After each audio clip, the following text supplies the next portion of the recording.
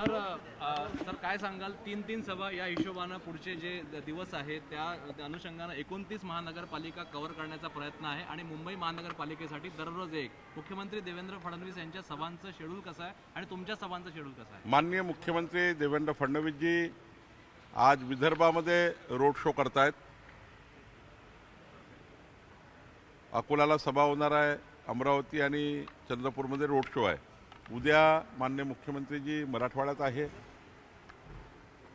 उद्या जालना, संभाजीनगर, परभणी, नांदेड त्या ठिकाणी मुख्यमंत्री आहेत आणि रोज माननीय मुख्यमंत्र्यांनी संपूर्ण महाराष्ट्रातल्या 29 महानगरपालिकेमध्ये कुठे ना कुठे जाण्याचा निर्णय घेतलेला आहे.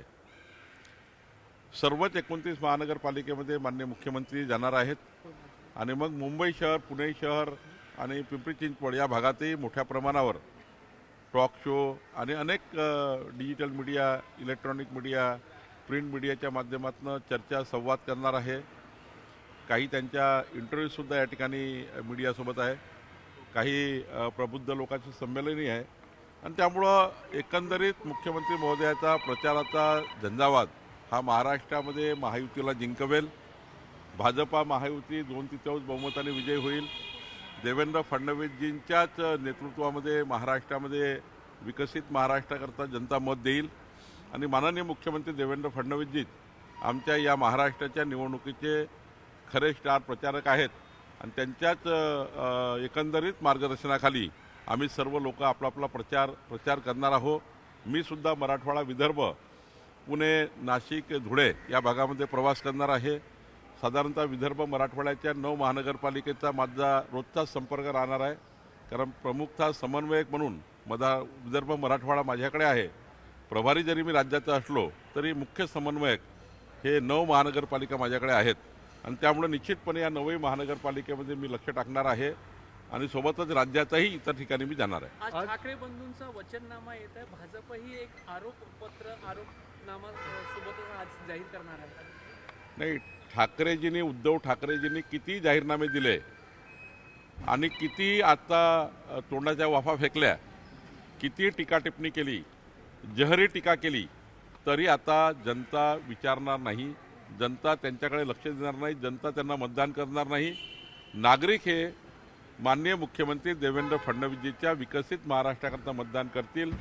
एकनाथ शिंदेच्या नेतृत्वातल्या शिवसेनेला मतदान करतील आणि हिंदू हृदय सम्राट बाळासाहेब ठाकरेंचा संकल्प विकसित मुंबईचा पूर्ण करण्याकरता देवेंद्रजी, एकनाथजींना जनता पहिली पसंत मुंबईमध्ये आणि महाराष्ट्रात देईल. भाजपचं आरोपपत्र येईल काय?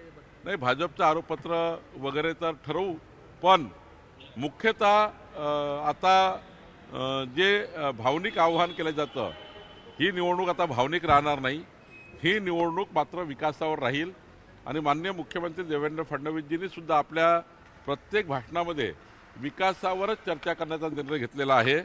कुणावर टीका टिप्पणी करणे आम्ही हा विचार केला नाही आणि आम्ही ठरवलं आहे कुठल्याही पक्षावर, कुठल्याही नेत्यावर टीका न करता भारतीय जनता पार्टी आणि आमचं सरकार काय करणार आहे यावरच आम्ही जास्त जोर देणार आहे. काल रवींद्र चव्हाण यांनी असं म्हटलं की अजितदादांना सोबत घेताना मी मुख्यमंत्र्यांना म्हणजे देवेंद्र फडणवीसांना एकदा या बाबतीत विचार करा असा सल्ला दिला.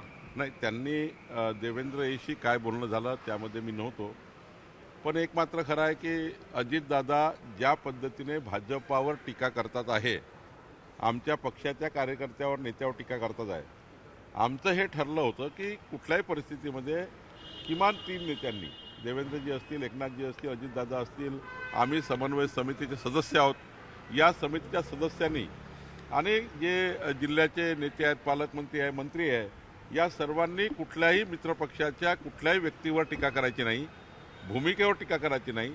त्यांनी त्यांची निवडणूक लढायची, आम्ही आमची लढायची. पण ज्या पद्धतीनं अजितदादा बोलले ते काही मला वाटतं आमच्या चर्चेला धरून नाही. त्यांनी असं बोलायला नको होतं असं मला वाटतं. शेवटी त्यांना सल्ला देण्यापुरता मी मोठा नाही आहे, पण मला असं वाटतं की अजितदादांची भूमिका ही कालची जी होती ती काही समन्वय समितीच्या एकंदरीत भूमिकेच्या त्या ठिकाणी विरोधी होती. महायुतीमध्ये यावरून काही खडा पडलेला आहे का, म्हणजे महायुतीच्या बाबतीत महाराष्ट्राच्या महायुतीच्या सरकारमध्ये किंवा समन्वयामध्ये किंवा आमच्या पक्षाच्या तीनही युतीमध्ये काही फरक पडणार नाही, पण अजितदादासारख्या व्यक्तिमत्वाने किमान टीका टिप्पणी करणं टाळलं पाहिजे. सर, संजय राऊतांनी एक टीका केलेली आहे की एकनाथ शिंदे यांना भाजपने सोबत घेऊन त्यांना भाजपला पश्चाताप होतो आहे, महानगरपालिकेच्या निवडणुकीनंतर या सत्तापालट होणार आहे. संजय राऊत हे काही ना काही असे बोलत राहतात की ज्याला अर्थच उरत नाही. 2029 पर्यंत, 2035 पर्यंत, 2047 पर्यंत भाजपा महायुती एकत्र राहणार आहे. सत्ता ही कधीही आम्ही त्या ठिकाणी भारतीय जनता पार्टी एकनाथ शिंदे म्हणूनच त्या ठिकाणी पुढच्या काळात आम्ही भाजपा शिवसेना युतीमध्ये जाणार आहोत आणि प्रत्येक वेळी आम्ही हिंदुत्वाच्या विचारावर, महाराष्ट्राच्या विकासाच्या विचारावर पुढे गेलेलो आहे. आणि त्यामुळं कोणीतरी बोलतं, तुम्ही त्याचे प्रश्न विचारता, तथ्यहीन बोलणाऱ्या संजय राऊतवर किंवा समाजामध्ये संभ्रम निर्माण करण्यासाठी जे काही स्फोटक विधाने संजय राऊत करतात किंवा तथ्यहीन बोलतात, त्यावर मीडियानी मात्र जास्त जोर देऊ नये असं मला वाटतं. सर, हिंदी में जानना चाहेंगे, उपमुख्यमंत्री अजित कोस्टल पवार ने कोस्टल रोड संदर्भात आरोप प्रत्यारोप सुरू झालेले आहे. देवेंद्र फडणवीसांचं म्हणणं आहे कोस्टल रोड आणण्यासंदर्भात त्यांनी प्रयत्न केले, त्यांच्याच कार्यकाळात कोस्टल रोड पूर्ण पुढे झाला. शिवसेनेचं म्हणणं आहे उद्धव बाळासाहेब ठाकरे की त्यांनी कोस्टल रोड आणला. आता विकास कामांवरूनही वाद निर्माण झाला आहे BMC मध्ये. मला वाटतं उद्धवजींना त्यांनी आपला चेहरा आरशात बघितला तर खरा चेहरा त्यांचा दिसेल. काय संबंध उद्धव ठाकरेचा कोस्टल रोडशी? कोस्टल रोडचं संपूर्ण केंद्राच्या परवानग्या, राज्याच्या परवानग्या, टेबल टू टेबल फाईल संपूर्ण माननीय देवेंद्र फडणवीस यांनी केलेलं हे कर्तृत्व आहे. कोस्टल रोड आणि मुंबईच्या विकासाचे संपूर्ण मॉडेल हे देवेंद्र फडणवीसजींचं मॉडेल आहे. उद्धव ठाकरेचा विकासाचा काहीच संबंध नसतो. उद्धव ठाकरे यांना विकास हा बिलकुल 36 आहे, 3 इकडे 6 इकडे. उद्धवजी विकासाचा कधीच संकल्प करू शकत नाही. तोंडाच्या वाफा फेकणे, लोकांना त्या ठिकाणी संभ्रमित करणारे वक्तृत्व करणे, भावनात्मक पद्धतीने निवडणुका लढणे असाच त्यांचा अजेंडा राहिला आहे. ज्या व्यक्तीचा अजेंडा विकासच नाही आहे, डेव्हलपमेंट नाही आहे, ते डेव्हलपमेंटच्या गोष्टी करतात. हा रस्ता मी केला, तो रस्ता मी केला. त्यांना अचं ब तरी माहीत आहे का? मला वाटतं कशाला बोलता. देवेंद्र फडणवीसजींनी केलेलं विकास कार्य हे मुंबईच्या प्रत्येक जनतेच्या प्रत्येक नागरिकाच्या मनात बिंबवला गेला आहे. तुम्ही देवेंद्र फडणवीसजींनी केलेलं काम हे मुंबईकरांना प्रत्येकाला माहिती आहे. तुम्ही कुठलंही काम जर हे विकासाचं काढलं मुंबईचं तर लहानसा पोरगा सांगेल देवेंद्र फडणवीसांचं काम आहे. सर, हिंदी त्यामुळं मला वाटतं की त्यात काही तथ्य नाही आहे. उद्धवजींनी विकासाचं वगैरे मॉडेलवर बोलू नये. त्यांना विकासाशी जोडता देत नाही, त्यांची इमेज तशी नाही. सर, हिंदी में जानना चाहेंगे, उपमुख्यमंत्री अजित पवार ने भाजपा वाले हफ्ताखोरी और टेंडर के माध्यम से पैसे लूट रहे हैं, वही जिन्होंने मुझ पर आरोप लगाए थे आज वही मेरे साथ बैठे हैं, ऐसा कह रहे हैं. देखिए, अजीत दादा से ये अपेक्षा नहीं है.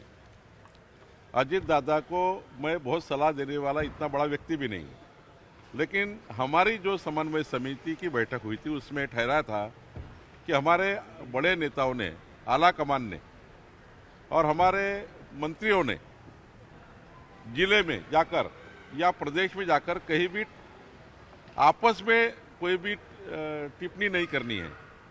मैत्रीपूर्ण लड़ना है, ठीक है, लेकिन मित्रों के साथ भाषण देते वक्त या मित्रों के खिलाफ भाषण देते वक्त थोड़ी हमारे बीच में कोई भी दरार नहीं गिरनी चाहिए. ये बात तय की गई थी.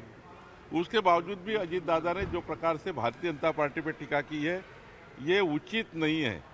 अजीत दादा से ऐसी अपेक्षा नहीं है. अजीत दादा ने ऐसा नहीं करना चाहिए क्योंकि हमारा सबका ये कमिटमेंट है महायुति का. तो महायुति का कमिटमेंट अजीत दादा ने पालन करना चाहिए. आखिरी मैं बार बार कह रहा हूँ, मैं इतना बड़ा व्यक्ति नहीं हूँ कि अजीत दादा को सलाह दूंगा, लेकिन अजीत दादा ने थोड़ा इसमें अपनी भूमिका समन्वय की रखनी चाहिए. ठाकरे बंधुओं द्वारा आज घोषणा पत्र प्रस्तुत किया जाएगा.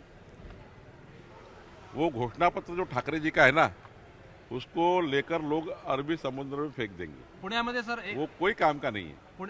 डेवलपमेंट का और ठाकरे परिवार का, डेवलपमेंट का और उद्धव ठाकरे जी का कोई संबंध नहीं है. डेवलपमेंट उनको समझता भी नहीं है. डेवलपमेंट की बात उन्होंने कभी की है. भावनात्मक चुनाव लड़े हैं. और वो चुनाव कभी जीते हैं, 40 साल से 25 साल से महानगर पालिका में बैठे हैं, कोई डेवलपमेंट का प्लान नहीं है।